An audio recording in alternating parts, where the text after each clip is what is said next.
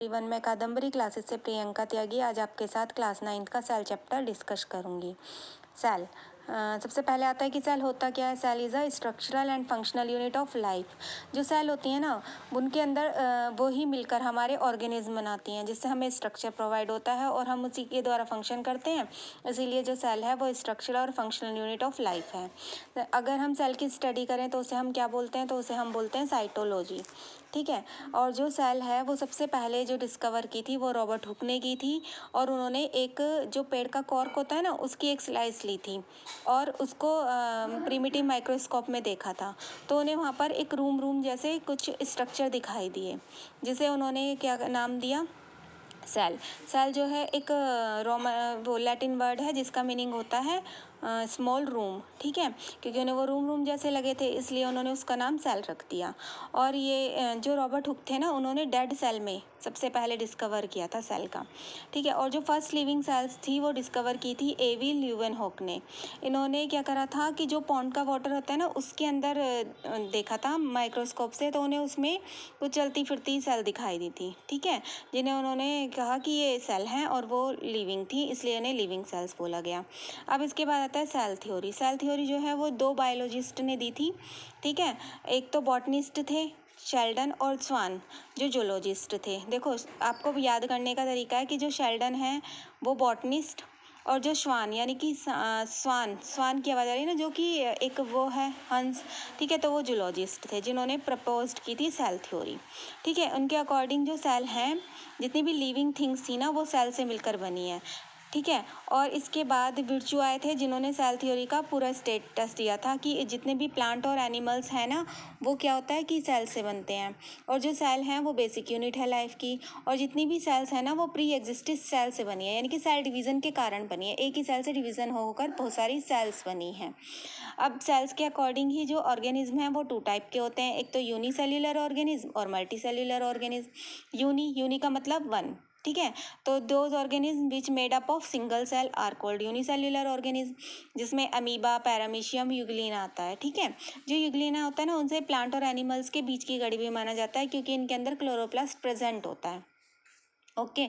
अब इसके बाद आता है मल्टीसेल्युलर ऑर्गेनिज्म। मल्टीसेल्युलर ऑर्गेनिज्म से समझ आ रहा होगा कि बहुत सारी सेल से, कि जो भी ऑर्गेनिज्म बहुत सारी सेल से बनते हैं उन्हें मल्टीसेल्युलर ऑर्गेनिज्म बोलते हैं, और यही सेल्स कंबाइन होकर ऑर्गन बनाती हैं, और ये ऑर्गन का पूरा एक ग्रुप ऑर्गन सिस्टम बनाता है।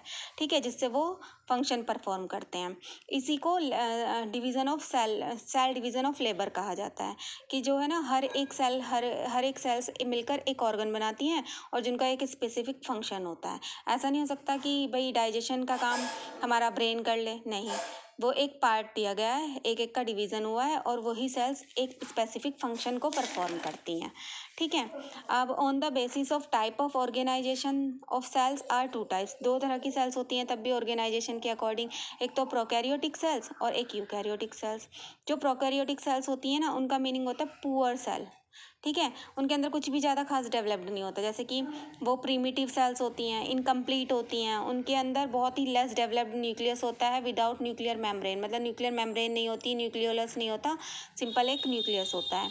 ठीक है, membrane bound cell organelles present नहीं होते हैं। 70S टाइप के राइबोसोम्स प्रेजेंट होते हैं, जैसे कि, और इसका एग्जाम्पल है बैक्टीरिया। ठीक है।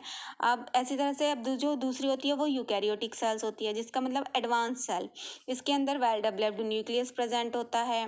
ठीक है, और वो membrane bound cell organelles present होते हैं। 70S टाइप के राइबोसोम्स होते हैं, जिसमें कि प्लांट और एनिमल्स आते हैं। अभी मैं आपको शो कर रही हूँ पिक्चर प्रोकैरियोटिक और यूकैरियोटिक सेल्स की। ठीक है, ये हमारी प्रोकैरियोटिक और यूकैरियोटिक सेल्स हैं।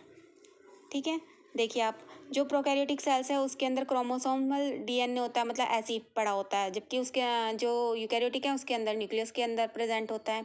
ठीक है, और इसमें प्लाज्मा मेम्ब्रेन होते हैं, प्लाज्मिड होते हैं, सेल वॉल होते हैं, एक फ्लैजिलम होता है जिसके कारण वो मूव कर पाते हैं, और बहुत सारे सीलिया प्रेजेंट होते हैं। अब जो यूकैरियोटिक सेल्स है उसके अंदर वेल डेवलप्ड सेल मेम्ब्रेन होती है, साइटोप्लाज्म होता है, गोल्जी एपरेटस होते हैं, माइटोकॉन्ड्रिया होता है, न्यूक्लियस पूरा डेवलप्ड होता है, और एंडोप्लाज्मिक रेटिकुलम होती है, वो भी दो तरह की होती हैं, एक तो स्मूथ और एक रफ। जो स्मूथ होती हैं उसमें राइबोसोम्स प्रेजेंट नहीं होते, जो रफ होती हैं उसमें राइबोसोम्स प्रेजेंट होते हैं।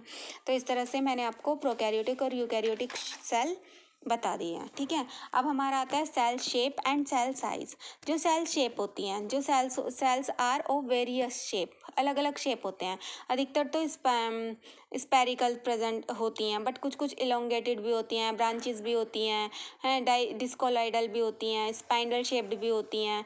और जो अमीबा है ना, वो अपना जो शेप है ना, वो चेंज करता रहता है। इसी तरह से ह्यूमन बींग्स के अंदर वाइट ब्लड सेल्स होती हैं जो अपनी शेप को चेंज करती रहती हैं। अब जो वाइट ब्लड सेल्स होती हैं ना, वो क्या होती हैं कि वो हमारी ना रोगों से लड़ने की क्षमता प्रोवाइड करती हैं, मतलब रोगों से फाइट करती हैं। जो भी हमारे अंदर बैक्टीरिया वायरस ही आते हैं तो उनके अकॉर्डिंग वो उनसे फाइट करती हैं, इसीलिए उनको वो क्या करती हैं, अपना जो शेप है ना वो चेंज करती रहती हैं। अब जो सेल साइज़ है, सेल साइज़ भी जो है वो हमारी बॉडी के अंदर वेरी करता है। 0.2 माइक्रोन मीटर से 18 सेंटीमीटर तक होता है। ठीक है, जो मल्टी सेल्यूलर होते हैं उनके अंदर 22-30 सेंटीमीटर मिलीमीटर तक होता है। जो लार्जेस्ट सेल होती है वो ऑस्ट्रिच एग की होती है, और जो लॉन्गेस्ट सेल होती है वो हमारी नर्व सेल्स होती है। जो स्मॉलेस्ट सेल्स होती है वो पीपीएल होती है, दैट इज़ माइकोप्लाज्मा। ठीक है, ह्यूमन एग की जो सेल होती है वो भी बहुत छोटी होती है। पीपीएलओ की फुल फॉर्म है प्लूरो न्यूमोनिया लाइक ऑर्गेनिज्म। ठीक है, इस तरह से हमारे जो शरीर हमारे अंदर इस तरह से वैरी करते रहते हैं, जो साइज़ है वो वैरी करता रहता है। अब जो सेल कंपोनेंट है, जो बेसिक 3 सेल कंपोनेंट होते हैं, एक तो प्लाज्मा मेम्ब्रेन, न्यूक्लियस और साइटोप्लाज्म। आई होप कि आपको ये वीडियो पसंद आई होगी। पसंद आए तो उसे लाइक शेयर एंड कमेंट करना, और आगे के कंपोनेंट के बारे में अब हम कल पढ़ेंगे। Thank you.